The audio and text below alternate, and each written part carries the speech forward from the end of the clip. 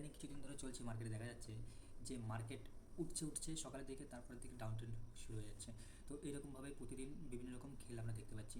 তো মার্কেট আসলে কি খেলছে, এটা মানে আমার ভাষায় সিম্পল কথায় বলা যায় মার্কেট একটা ঢং করছে। এবার দেখো, মার্কেট আমরা দেখছি একদিনের মানে ডেলি ক্যান্ডেলে দেখা যাচ্ছে কি, মার্কেট দেখো এখানে দেখা যাচ্ছে কত 21শে জানুয়ারি একটা বড় সেলিং ক্যান্ডেল তৈরি করেছে। এবারে মার্কেট এখান থেকে কিন্তু তারপরের দিন তৈরি করা দরকার ছিল ডাইরেক্ট আর একটা গ্যাপ ডাউন করে মার্কেট ডাউন ট্রেন্ড শুরু করা। এবারে কিন্তু মার্কেট করলো না কেন? মার্কেট একটা বড় সেলিংয়ের দিকে তৈরি হচ্ছে। এবার সেল আপ যদি ডাইরেক্টলি এইভাবে ডাউন ট্রেন্ড শুরু হয়ে যায়, তাহলে একটা বড় বলতে পারো সবাই সেলিং চলে যাবে, তখন কি স্টপ লস মার্কেট পাবে না। এই কারণের জন্য মার্কেট দেখো কী করছে, মার্কেট দুদিন হোল্ড করলো, দুটো গ্রিন ক্যান্ডেল তৈরি করেছে। এবার তারপরে দেখো আবার লাস্ট দিন মানে হচ্ছে ওই ফ্রাইডে দিন, যেদিনকার 24শে জানুয়ারি যেই ক্যান্ডেলটা তৈরি করেছে, এটা দেখো পুরোপুরি সেলিং ক্যান্ডেল।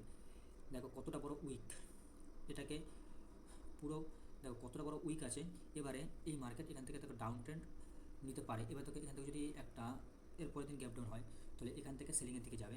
এটা হচ্ছে ডেইলি ক্যান্ডেল।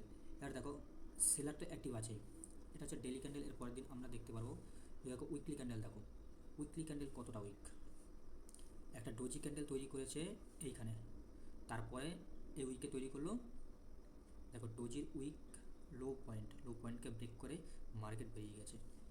এটা হচ্ছে তোমার উইকলি ক্যান্ডেল।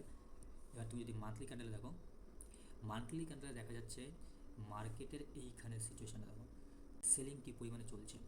সেলিং করছে এখানে ড্রাগন ফ্লাই ডোজি যেটা ছিল 3 নাম্বার, এটা দেখো এটাকে ব্রেক, এটাকে মার্কেট এখান থেকে রিট্রেস করে মার্কেট উঠছিল, তারপরে সেলিং ক্যান্ডেল তৈরি হচ্ছে। এবার দেখো নেক্সট সাপোর্ট কোথায়, নেক্সট সাপোর্ট হচ্ছে এইখানে 72,600 মতো ধরনো। এবারে মার্কেট এখান পর্যন্ত আসার ট্রাই মারবে। এবারে আমার এন্ট্রি কখন হবে, এটা হচ্ছে ডেইলি ক্যান্ডেল। নেক্সট দিন যদি এটা গ্যাপ ডাউন ওপেন করে, গ্যাপ ডাউন ওপেন করার পর এখান থেকে যদি ঠিকঠাক সেট আপ, তোমাদের যদি কোনো সেট আপ থাকে, সেট আপ তৈরি হওয়ার পরে তোমরা যদি এন্ট্রি নাও, সেখান থেকে দেখবে মোটামুটি পুটের দিকে ভালো প্রফিট হবে, নাকি কলের দিকেও প্রফিট হবে, কিন্তু প্রফিটের চান্স বেশিরভাগ হচ্ছে পুটের দিকে যাবে। এটা হচ্ছে তোমার বিভিন্ন টাইম ফ্রেমে তোমরা দেখিয়ে দিলাম। এবারে যার যদি কোনো রকম কারো যদি কোনো সেট আপ থাকে, সেই সেট আপ অনুযায়ী এন্ট্রি করবে। আর এন্ট্রি সবসময় চেষ্টা করবে যত লোয়েস্ট টাইম ফ্রেমে হয়। ইউটিউবে দেখায় বিভিন্ন রকম, তোমাদের দেখবে 5 মিনিট ক্যান্ডেল, 15 মিনিট ক্যান্ডেল, এইসব ক্যান্ডেলে এন্ট্রি করার কথা বলে। কিন্তু কখনোই দেখো আমরা যেটা এন্ট্রি করি, সেখানে দেখো আমাদের কিন্তু খুব ফাস্ট অপশান, যেহেতু খুব ফাস্ট আমাদের লাভ লস দেখায়। পিনাল যদি রেড দিকে চলে যায় না, তোমাদের দেখবে ইমোশনাল কন্ট্রোল করতে পারবে না। তো সেই কারণের জন্য ইমোশন কন্ট্রোল করার জন্য যদি তুমি চাও, ক্যান্ডেল তো অবশ্যই ক্যান্ডেল ফরমেশন তোমাদের বুঝতে হবে। এবার 5 মিনিট ক্যান্ডেলে তোমাদের দেখে নেবে যে কী করছে ইএমএ। আশা করবো সবাই ইএমএ মোটামুটি বোঝো। তো আমি ইউজ করি এক্সপোনেনশিয়াল মুভিং অ্যাভারেজ ইএমএ। তো ইএমএটাকে ইউজ করবে, তাহলে ইএমএ হচ্ছে এমন একটা জিনিস যেটা হচ্ছে, ধরে নাও যদি 5 দিন 7 দিন যেটা হয়, সেই ইএমএটাকে মার্কেট সবসময় চেষ্টা করে যে এটাকে ডিপেন্ড করে, এটাকে রিট্রেস করে মার্কেট আপ ডাউন করবে। কেননা প্রত্যেকটার একটা এভারেজ ভ্যালু থাকে, সেই এভারেজ ভ্যালুটা মার্কেট চেষ্টা করে এটাকে টাচ করে, বা আরএসআই যদি তোমরা দেখো, আরএসআইও সব কিছু মিলিয়ে মার্কেট চেষ্টা করে যে ডাউনফল করার বা আপ ট্রেন্ড করার। তো এই কারণের জন্য যত লোয়েস্ট টাইম ফ্রেমে করবে তত তোমাদের ভালো, কেননা লাভ লসটা খুব ফাস্ট হবে, তুমি দেখতে পারবে। আমি সবসময় করি 1 মিনিট টাইম ফ্রেম।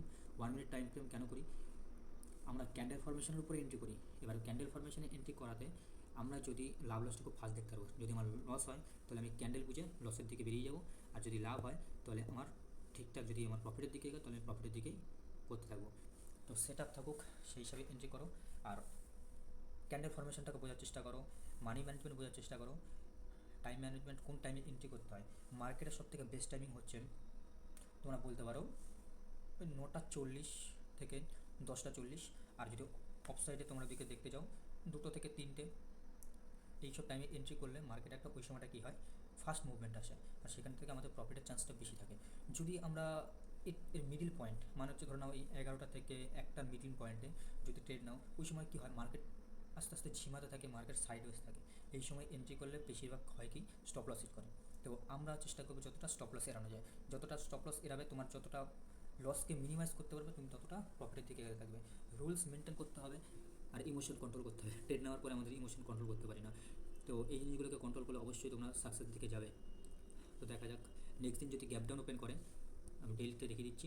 নেক্সট দিন যদি গ্যাপ ডাউন ওপেন করে, এখান থেকে যদি তুমি এন্ট্রি করো, তো এন্ট্রি করলে মোটামুটি ভালো প্রফিটের দিকে যাওয়া যেতে পারে, কেননা মার্কেটের কাছে সাপোর্ট নেই।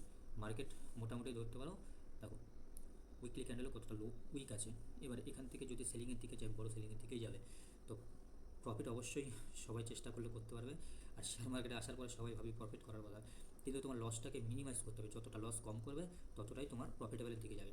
তো বড় বড় লস নিয়ে নেক্সট টাইমে বড় লং টাইমে তোমরা টিকতে পারবে না। তো আশা করবো নেক্সট দিন যেরকম ক্যান্ডেল ফর্মেশন হবে সেই হিসাবে এন্ট্রি করে তোমরা প্রফিট করবে। ওকে, গুড নাইট।